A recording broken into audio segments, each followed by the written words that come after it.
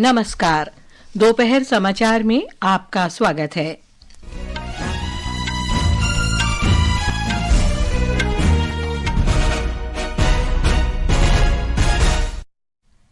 संसद के दोनों सदनों की कार्यवाही विभिन्न मुद्दों पर विपक्ष के हंगामे के कारण दिन भर के लिए स्थगित। राष्ट्रपति द्रौपदी मुर्मू तमिलनाडु की यात्रा के पहले चरण में कोयम्बटूर पहुंची। सरकार ने बाल विवाह मुक्त भारत अभियान की शुरुआत की। बंगाल की खाड़ी के दक्षिण पश्चिम में बना गहरा दबाव आज शाम तक चक्रवाती तूफान फेंगल में बदल सकता है। मौसम विभाग ने तमिलनाडु, पुडुचेरी और आंध्र प्रदेश में बारिश का रेड अलर्ट जारी किया। लेबनान में इजरायल और हिजबुल्लाह के बीच संघर्ष विराम लागू। और पाकिस्तान के मुख्य विपक्षी दल पाकिस्तान तहरीक-ए-इंसाफ ने पार्टी के सैकड़ों समर्थकों को गिरफ्तार किए जाने के बाद अपना विरोध प्रदर्शन समाप्त किया।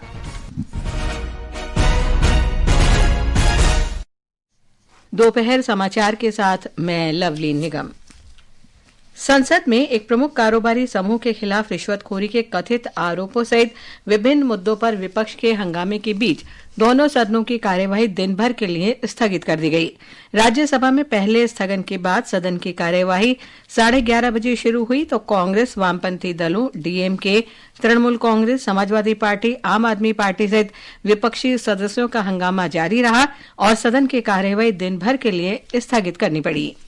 इससे पहले आज सवेरे सदन की कार्रवाई शुरू हुई तो सभापति जगदीप धनखड़ ने विपक्ष की ओर से नियम 267 के अंतर्गत स्थगन नोटिस खारिज कर दिए। ये नोटिस प्रमुख कारोबारी समूह के खिलाफ रिश्वतखोरी के आरोपों, मणिपुर हिंसा और उत्तर प्रदेश के संभल में हिंसा के मामलों पर दिए गए थे। श्री धनखड़ ने सदस्यों से अनुरोध किया कि बहस और चर्चा का अनुकूल वातावरण बनाएं और सदन की कार्रवाई में सहयोग करें। I would appeal to the members of this house, this being a historic day, the very first day of the fourth quarter of the century of adoption of the Indian Constitution.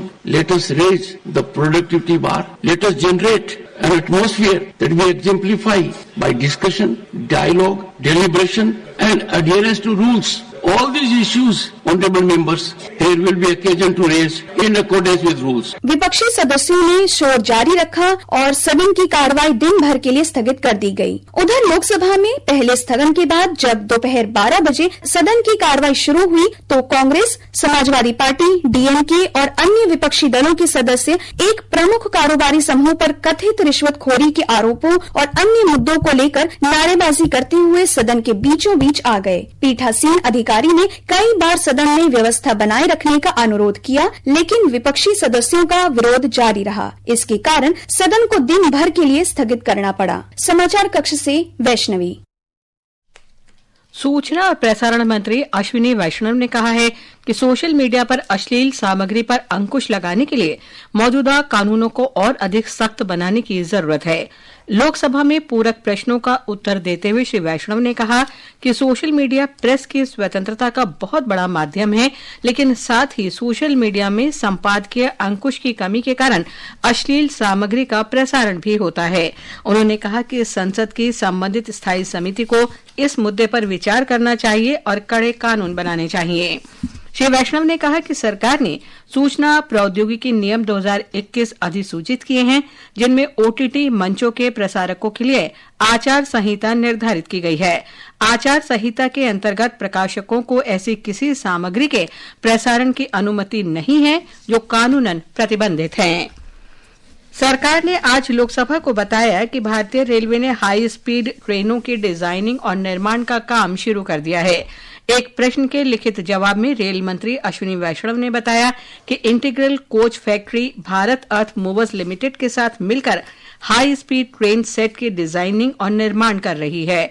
इसकी design speed 280 kilometre प्रति घंटा होगी। राष्ट्रपति द्रौपदी मुर्मू तमिलनाडु की 4 दिन की यात्रा के पहले चरण में आज कोयम्बटूर पहुंची। वे कल वेलिंगटन ऊटी में रक्षा सेवा स्टाफ कॉलेज के एक कार्यक्रम में हिस्सा लेंगी। वे संकाय सदस्यों और छात्र संघ के अधिकारियों को संबोधित भी करेंगी।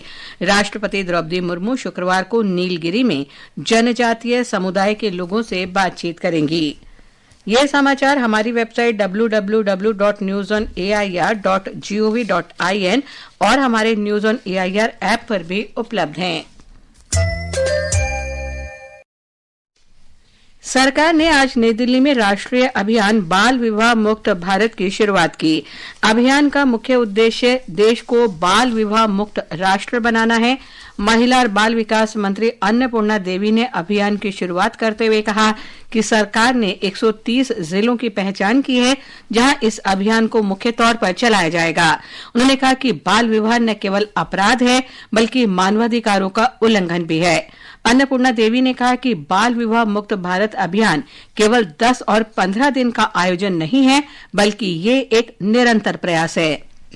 आज हमने एक शपथ भी लिया है बाल विवाह मुक्त भारत के लिए, तो इस लक्ष्य को हासिल करना हम सब की जिम्मेवारी जवाबदेही है। तो इसके लिए ये महज एक कार्यक्रम बन के न रह जाए बल्कि इस कार्यक्रम को जन जन तक पहुंचाने का जिम्मा भी हम सब पर है।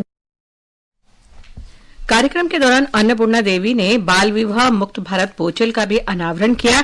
इस ऑनलाइन प्लेटफॉर्म को जागरूकता बढ़ाने, बाल विवाह को रोकने और बाल विवाह की घटनाओं को दर्ज कराने के अभियान के लिए विकसित किया गया है। सरकार तटवर्ती क्षेत्रों के आसपास कल से खनिज ब्लॉकों की नीलामी की पहली श्रृंखला की शुरुआत करेगी।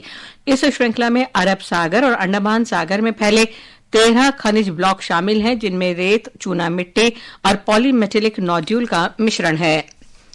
जम्मू कश्मीर में जम्मू पुलिस ने प्रतिबंधित संगठन जैश ए मोहम्मद और लश्कर ए तैयबा से जुड़े आतंकी नेटवर्कों पर कल धावा बोला। पुलिस ने राजौरी, पुंछ, किश्तवाड़ और उधमपुर जिलों में विभिन्न ठिकानों पर 56 छापे मारे। पुलिस के इस बड़े अभियान में आतंकी संगठनों से जुड़े कई लोगों को गिरफ्तार किया गया और बड़ी मात्रा में आपत्तिजनक दस्तावेज, इलेक्ट्रॉनिक उपकरण, बेहिसाब नकदी, हथियार और गोली बारूद बरामद किए गए। पश्चिम बंगाल में भारतीय जनता पार्टी के विधायकों ने राज्य में महिलाओं और बच्चों पर अत्याचार की घटनाओं पर आज विधानसभा में स्थगन प्रस्ताव रखा। महिला सदस्यों ने इस मुद्दे पर सदन में बहस की मांग की। विधानसभा अध्यक्ष ने प्रस्ताव को पढ़ने की अनुमति दी लेकिन चर्चा कराने से इनकार कर दिया। भाजपा सदस्यों ने विधानसभा अध्यक्ष की इस कार्यवाही का विरोध किया। भाजपा ने यह भी आरोप लगाया कि पार्टी विधायक तापसी मंडल जब इस मुद्दे पर बोल रही थी तो उनका माइक बंद कर दिया गया। गुजरात प्रधानमंत्री सूर्य घर मुफ्त बिजली योजना के अंतर्गत छतों पर सौर प्रणाली लगाने के मामले में गुजरात सबसे अग्रणी राज्य है। लोकसभा में एक लिखित उत्तर में नवीन और नवीकरणीय ऊर्जा राज्य मंत्री श्रीपद नायक ने बताया कि 26 लाख आवेदन प्राप्त हुए हैं और देश भर में 6,16,000 सौर प्रणाली स्थापित की गई हैं। गुजरात में इनकी संख्या सर्वाधिक 2,81,000 है। केंद्रीय पर्यटन और संस्कृति मंत्री गजेंद्र सिंह शेखावत ने कहा है कि सरकार पूर्वोत्तर राज्यों पर अधिक ध्यान केंद्रित कर रही है जिससे पर्यटन और बुनियादी ढांचे को विकसित किया जा सके। श्री शेखावत ने आज काजीरंगा राष्ट्रीय उद्यान और बाघ अभ्यारण्य में अंतर्राष्ट्रीय पर्यटन मार्ट के 12वें संस्करण का उद्घाटन किया। भारतीय तटरक्षक की 11वीं समुद्री खोज और बचाव अभ्यास कार्यशाला कल से केरल के कोच्चि में शुरू होगी। रक्षा सचिव राजेश कुमार सिंह 2 दिन की इस कार्यशाला का उद्घाटन करेंगे। कार्यशाला में क्षेत्रीय सहयोग के माध्यम से खोज और बचाव क्षमताएं बढ़ाने के तरीकों पर चर्चा होगी। 55वें भारतीय अंतर्राष्ट्रीय फिल्मोत्सव में आज प्रख्यात फिल्म निर्देशक तपन सिन्हा के फिल्म यात्रा पर विशेष कार्यक्रम the spectrum and the soul आयोजित किया गया।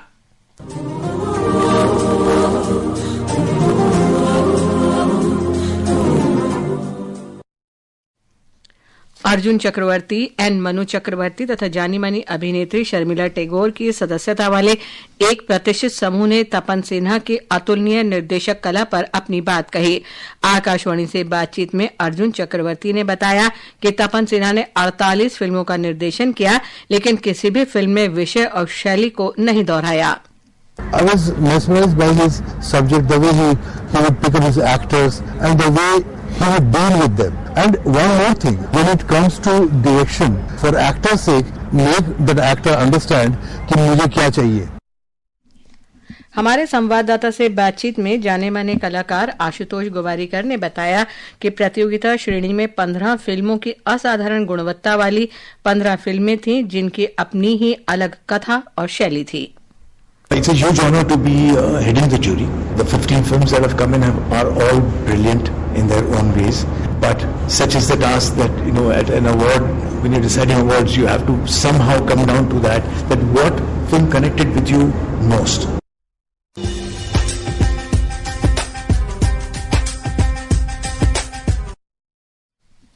ये समाचार आकाशवाणी से प्रसारित किए जा रहे हैं। ताजा समाचार जानने के लिए आप हमारे social media handle x@AIR news Hindi को फॉलो कर सकते हैं। इजरायल और हिजबुल्लाह के बीच युद्ध विराम का ऐतिहासिक समझौता हुआ है, जो भारतीय समय के अनुसार आज सवेरे 7:30 बजे लागू हो गया। दोनों पक्षों के बीच महीनों के भयंकर संघर्ष में हजारों लोगों की जान जाने के बाद ये समझौता हुआ है।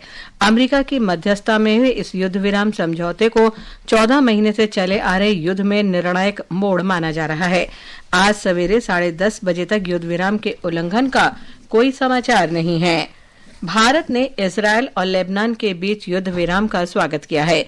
विदेश मंत्रालय ने एक बयान में कहा है कि भारत ने हमेशा तनाव कम करने, संयम बरतने, बातचीत और कूटनीति का रास्ता अपनाने का आह्वान किया है।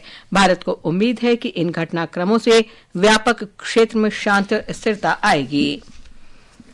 पाकिस्तान में मुख्य विपक्षी दल पाकिस्तान तहरीक-ए-इंसाफ ने आज राजधानी इस्लामाबाद में अपना विरोध प्रदर्शन समाप्त कर दिया। यह फैसला 2 दिन से जारी प्रदर्शनों में सरकार द्वारा कल रात पार्टी के सैकड़ों समर्थकों की गिरफ्तारी के बाद किया गया। गृह मंत्रालय ने कहा कि जेल में बंद पूर्व प्रधानमंत्री इमरान खान की पार्टी के शीर्ष नेता इलाके से फरार हो गए हैं। मौसम विभाग ने तमिलनाडु के मलयादुतुरई, नागापट्टिनम और तिरुवरूर जिलों और पुडुचेरी के कराईकल में आज तेज वर्षा का रेड अलर्ट जारी किया है। विभाग ने बंगाल के दक्षिण पश्चिम खाड़ी पर बने गहरे दबाव का आज चक्रवाती तूफान फेंगल में बदलने का अनुमान व्यक्त किया है। मछुआरों को इस दौरान समुद्र में न जाने की सलाह दी गई है। मौसम विभाग ने तटीय तमिलनाडु में अत्यधिक वर्षा का रेड अलर्ट जारी किया है। आकाशवाणी समाचार से बातचीत में मौसम विभाग के वरिष्ठ वैज्ञानिक RK जेनामणि ने कहा कि मछुआरों को अगले 3 दिन के दौरान बंगाल की खाड़ी के दक्षिण पश्चिम हिस्सों, तमिलनाडु के तट और दक्षिण आंध्र प्रदेश के तट पर न जाने की सलाह दी गई है। पिछले 6 घंटा में 13 किलोमीटर प्रति घंटे में उत्तर पश्चिम के दिशा में मूवमेंट हुआ है और अभी सुबह 8:30 में 370 किलोमीटर जो दक्षिण पूर्व नागापट्टिनम से केंद्रीभूत है और 470 किलोमीटर पंडिचेरी का दक्षिण पूर्व और चेन्नई से 550 किलोमीटर दक्षिण पूर्व में है। और ये जो डीप डिप्रेशन में है, धीरे धीरे जो साइक्लोनिक स्टॉर्म का रूप लेगा समुद्र के अंदर और अभी भी दूर है तमिलनाडु कोस्ट से और ये हुई के होने का संभावना है। लेकिन इसके प्रभाव से आज जो कोस्टल तमिलनाडु है वहाँ भारी बारिश हो सकता है। कोस्टल आंध्र प्रदेश और रायलसीमा है वहाँ भी हैवी रेन होगा। श्रीलंका के मौसम विभाग ने चेतावनी जारी करते हुए कहा है कि गहरे दबाव का क्षेत्र आज सुबह 8:30 बजे त्रिंकोमाली के पूर्व में करीब 120 किलोमीटर की दूरी पर स्थित था। दिल्ली के भारत मंडपम में जारी 43वां भारतीय अंतर्राष्ट्रीय व्यापार मेला IITF का आज आखिरी दिन है। मेले की थीम विकसित भारत 2047 है। 14 दिवसीय ये मेला वैश्विक स्तर पर भारत की आर्थिक और सांस्कृतिक समृद्धि को प्रदर्शित करता है। राष्ट्रीय राजधानी दिल्ली में वायु गुणवत्ता बहुत खराब श्रेणी में बनी हुई है। आज दोपहर 1 बजे तक औसत वायु गुणवत्ता सूचकांक 301 रहा। केंद्रीय प्रदूषण नियंत्रण बोर्ड के अनुसार शहर के कई इलाकों में ये सूचकांक बहुत खराब श्रेणी में बना हुआ है। मौसम विभाग ने आज दिल्ली और NCR में धुंध और मध्यम कोहरा तथा रात के समय हल्का कोहरा छाए रहने का अनुमान व्यक्त किया है। अंत में मुख्य समाचार एक बार फिर। संसद के दोनों सदनों की कार्यवाही विभिन्न मुद्दों पर विपक्ष के हंगामे के कारण दिन भर के लिए स्थगित। राष्ट्रपति द्रौपदी मुर्मू तमिलनाडु की यात्रा के पहले चरण में कोयम्बटूर पहुंची। सरकार ने बाल विवाह मुक्त भारत अभियान की शुरुआत की। बंगाल की खाड़ी के दक्षिण पश्चिम में बना गहरा दबाव आज शाम तक चक्रवाती तूफान फेंगल में बदल सकता है। मौसम विभाग ने तमिलनाडु, पुडुचेरी और आंध्र प्रदेश में बारिश का रेड अलर्ट जारी किया। लेबनान में इजरायल और हिजबुल्लाह के बीच संघर्ष विराम लागू और पाकिस्तान के मुख्य विपक्षी दल पाकिस्तान तहरीक-ए-इंसाफ ने पार्टी के सैकड़ों समर्थकों को गिरफ्तार किए जाने के बाद अपना विरोध प्रदर्शन समाप्त किया। इसके साथ ही दोपहर समाचार का ये अंक समाप्त हुआ। नमस्कार।